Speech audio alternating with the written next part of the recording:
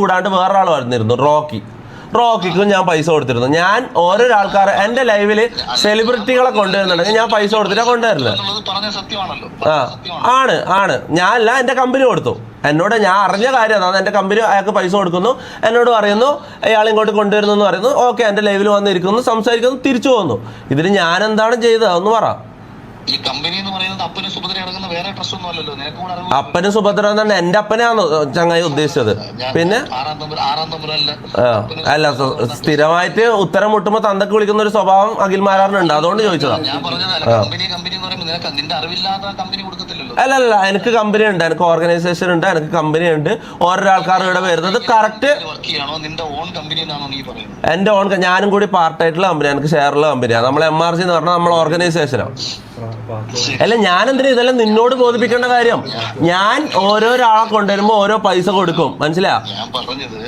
ഞാൻ പറയുന്നത് തൊപ്പി ജിൻഡോയ്ക്ക് പൈസ കൊടുക്കാതെയാണ് കൊണ്ടുവന്നത്. അത്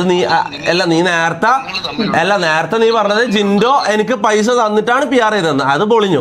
ഇനി അടുത്തത് ജിൻഡോ പൈസ കൊടുക്കാണ്ടാണ് വന്നത്. അടുത്തത് എന്ന് പറയുന്നത് പണം തന്നെ ആവണമെന്നില്ല തൊപ്പി. എങ്ങനെ? ഒരാൾക്ക് ഇപ്പൊ ഓരോരുത്തർക്കും ഓരോ സ്വാധീനമാണുള്ളത്. സമൂഹത്തിൽ ഇപ്പൊ 1 ലക്ഷം ഫോളോവേഴ്സ് ഉള്ള ഒരു പയ്യന് ആരെങ്കിലും ഒരാൾ ഒരു ഡ്രസ്സ് കൊടുത്തിട്ട് ആ ഡ്രസ്സ് ഒരു മെൻഷൻ ചെയ്ത് കാണിക്കണമെന്ന് പറഞ്ഞു കഴിഞ്ഞാൽ അവന്റെ ആ ഫോളോവേഴ്സിലൂടെ ആ ഡ്രസ്സ് 10 പേരിലേക്ക് എത്തുക. അതുകൊണ്ടാണ് ഈ ടെക്സ്റ്റൈൽസ് കമ്പനികളും ബോട്ടിക്കുകളും ആൾക്കാരെ വെച്ച് മെൻഷൻ ചെയ്ത് കൊളാബ് കൊടുക്കാൻ പറയുന്നത്. അതേപോലെ നിന്റെ ഉദ്ദേശം അതും ഇതും തമ്മിൽ എന്താ ബന്ധം? നിങ്ങൾ എന്താ ഉദ്ദേശിക്കുന്നതെന്ന് പറ. എന്താണ് നിന്റെ റിട്ടേൺ? എന്നെ വിളിച്ചത് എനിക്ക് കണ്ടന്റ് അല്ലേ നിന്റെ റിട്ടേൺ? എന്ത് റിട്ടേൺ? നിങ്ങൾ ഫീൽഡ് ഔട്ട് ആണെങ്കിൽ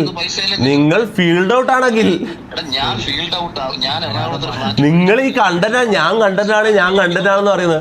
അതിന് മാത്രമല്ല, എന്ത് കണ്ടന്റ് വാല്യൂ നിങ്ങൾക്ക് ഉള്ളത്? പണ്ടുണ്ടായിരുന്നു.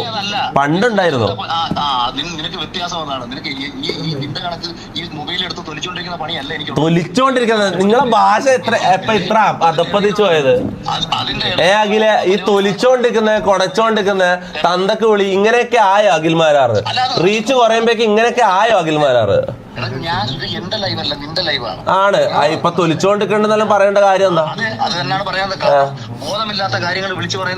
ആരാ ബോധമില്ലാത്ത കാര്യം പറഞ്ഞത്? ആദ്യം ആരാ പറഞ്ഞത്? ഞാനിതിൽ ഇടപെടാൻ കാരണം എന്താ?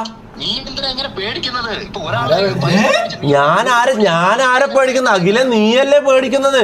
നിനക്കല്ലേ പേടി? ഞാൻ എന്റെ നിരപരാധിത്വം ഞാൻ തെളിയിച്ചു കഴിഞ്ഞു. പൊതുസമൂഹത്തിന്റെ മുന്നില് ഞാൻ കളവ് പറഞ്ഞിട്ടില്ല എന്നുള്ളത് ഞാൻ തെളിയിച്ചു കഴിഞ്ഞു. ഇപ്പോൾ അനീഷിന് വേണ്ടി വോട്ട് ചോദിച്ചെങ്കിൽ നാളെ അനീഷിനെ കൊണ്ട് നിനക്ക് മറ്റൊരു ഉപകാരം. അതാണ് പണം മാത്രമാണ്. നീ എന്ത് വേണേലും പറഞ്ഞുണ്ടായിക്കോ അഖിലെ. നീ ഓരോ മിനിറ്റിലും ഓരോ വാക്കുകൾ ജനത്തിന്റെ മുന്നിലേക്ക് ഇട്ടുകൊടുക്കും. ഇത് തന്നെയാണ് നീ പണ്ട് മുതലേ ചെയ്തോണ്ടിരിക്കുന്നത്. നീ എന്താന്ന് വെച്ചാ ചെയ്തോ.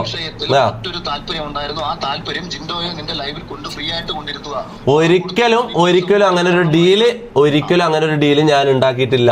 ജയിച്ചു കഴിഞ്ഞപ്പം അയാൾ എന്റെ ലൈവിലേക്ക് വന്നു, അത്രേ ഉള്ളൂ. അങ്ങനെ ഒരു താല്പര്യം എനിക്ക് ആദ്യം ഉണ്ടായിരുന്നില്ല. പിന്നെ കൊണ്ടുവന്നാള് വിനുവാണ്. കൊണ്ടുവന്നാള് വിനു എന്ന് പറഞ്ഞാൽ അച്ചായനും ജിൻഡോവും തമ്മിലാണ് ഈ ഫ്രണ്ട്ഷിപ്പ്. എനിക്ക് ഇവരാരുമായിട്ട് പരിചയമില്ല.